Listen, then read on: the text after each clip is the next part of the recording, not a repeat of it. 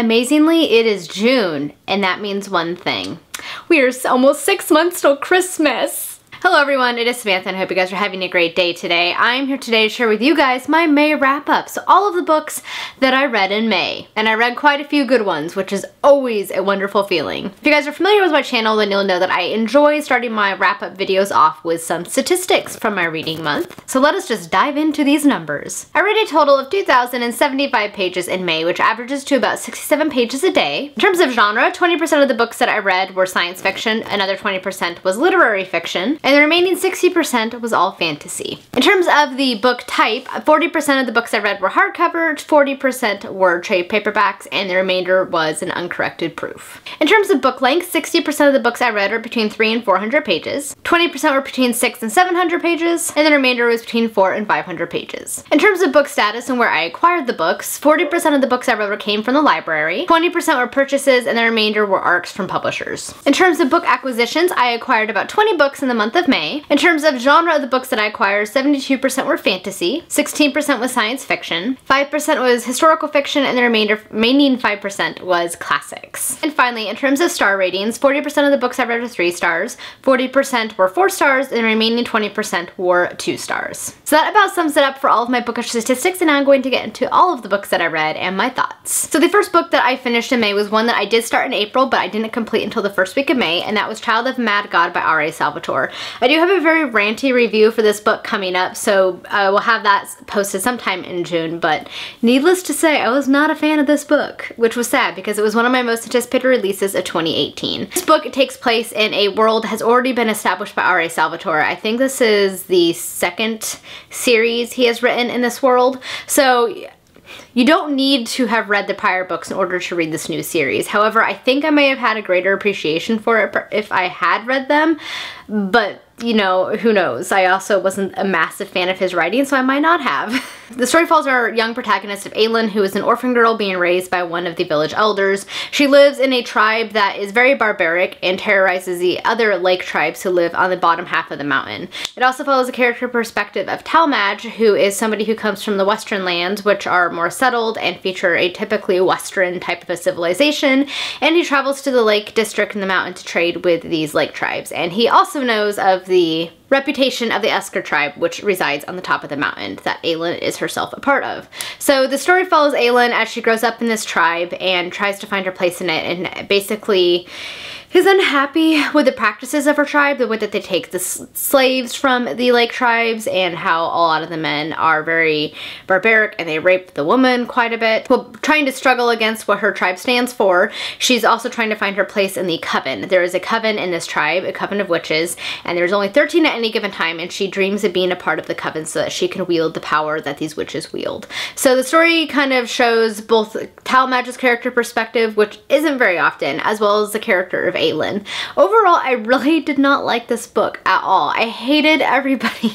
The only character I really kind of enjoyed was Aylin, and I think I would have enjoyed it a lot more if something actually happened in this book, but nothing happened. Like, I wouldn't say the story really progressed. You just kind of saw Aylin grow up from a young child into adulthood, and that's kind of it.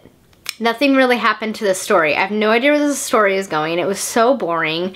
There was way too much rape, which did nothing to further the story. It was just not an enjoyable book. It was slow-paced.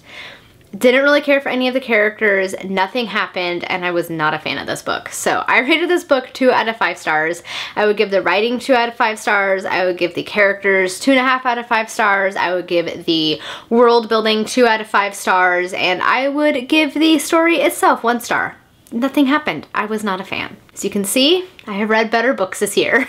At this point, I also like to share my Bookly statistics. Bookly is an app I use to track my actual reading, like the time it takes me to read a book.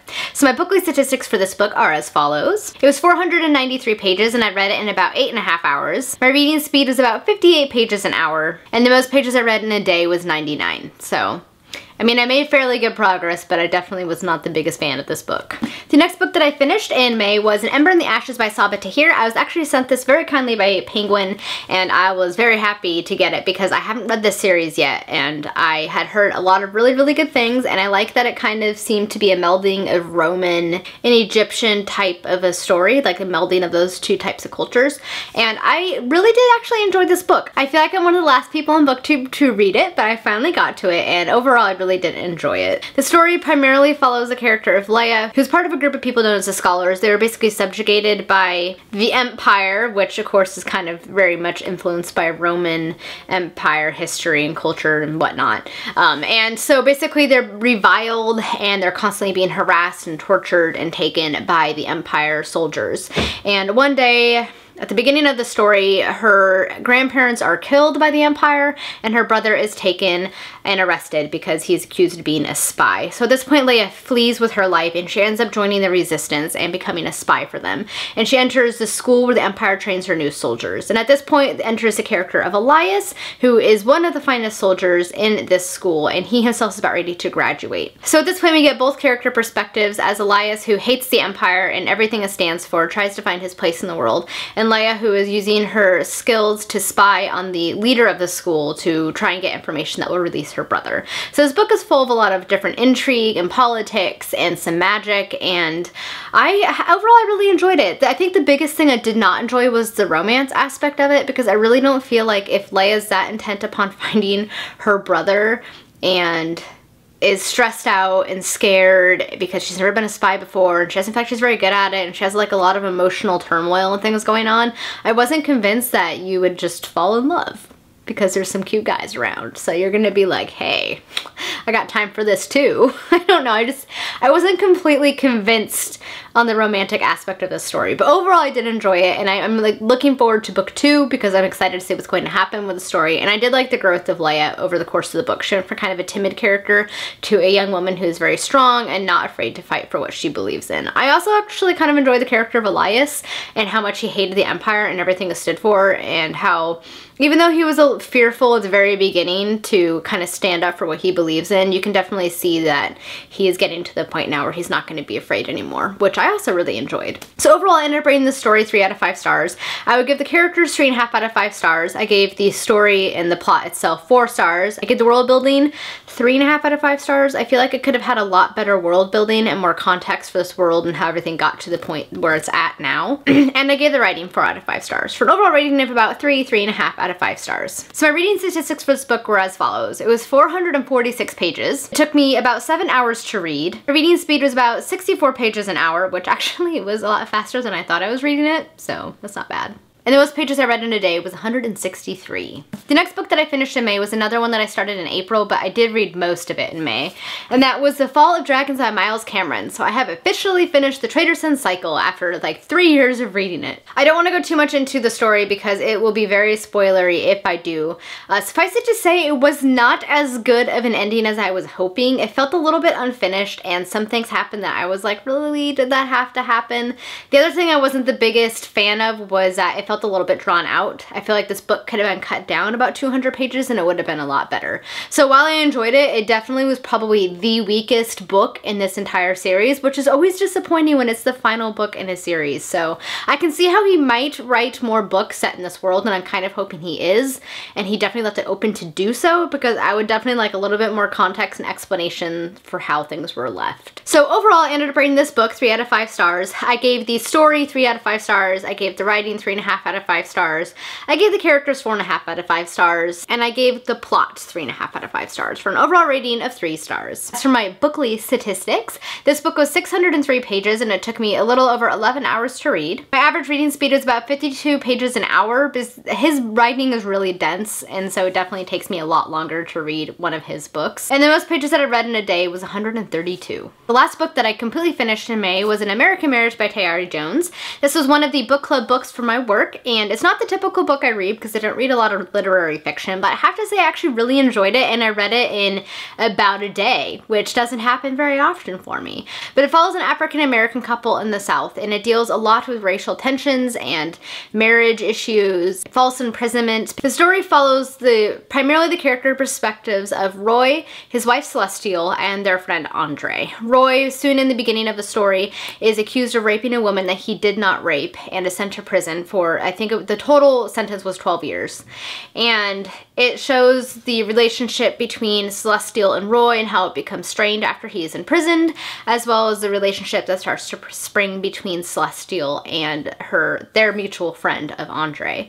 So I actually really enjoyed the story. It dealt with a lot of heavy topics, which, you know, included racial tensions in the South, false imprisonment, bigotry and racism, as well as, you know, marriage issues, relationships between couples and family members, and like just tensions within families. And I really enjoyed it. I felt like it was written very, very well, and I really gained a lot of knowledge and insight through reading it, and it was something that I just found myself really enjoying.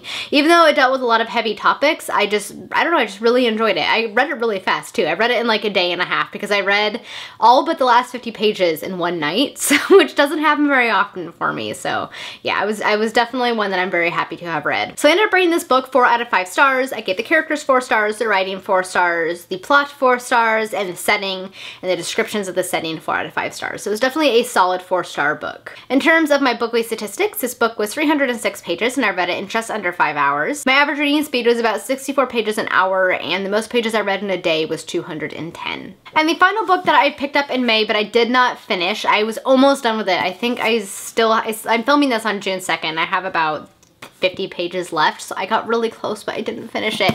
And that was Strange the Dreamer by Laini Taylor. This book follows our main character of Laszlo Strange, who is an orphan, who is raised by monks and ends up finding himself the librarian of this massive library. But soon he is asked to embark on a journey to the city of Weep, which is a city he has fantasized and dreamed about since he was a child. And of course he jumps upon this opportunity.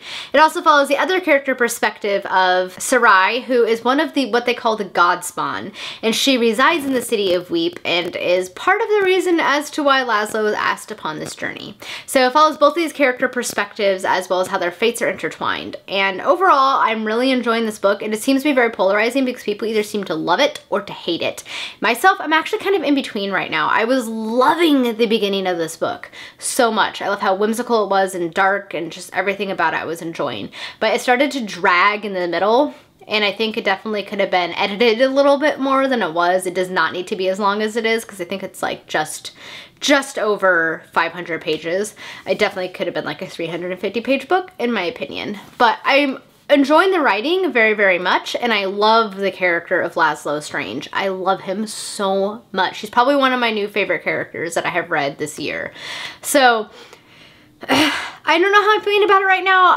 Unless the end blows me away, it might actually end up being a 3.5 out of 5 star book for me. So if I were to rate it right now, I would definitely rate it at 3.5 out of 5 stars. But the last like 50 pages might blow me out of the water, and it might get bumped up to a 4. So I will definitely be talking about this one further in my June wrap up. Alright guys, those are all the books that I finished in the month of May. If you read any of them, I would love to know your opinions on them as always. Thank you guys so much for watching. I hope you have a beautiful day. Until next time, happy reading. Bye!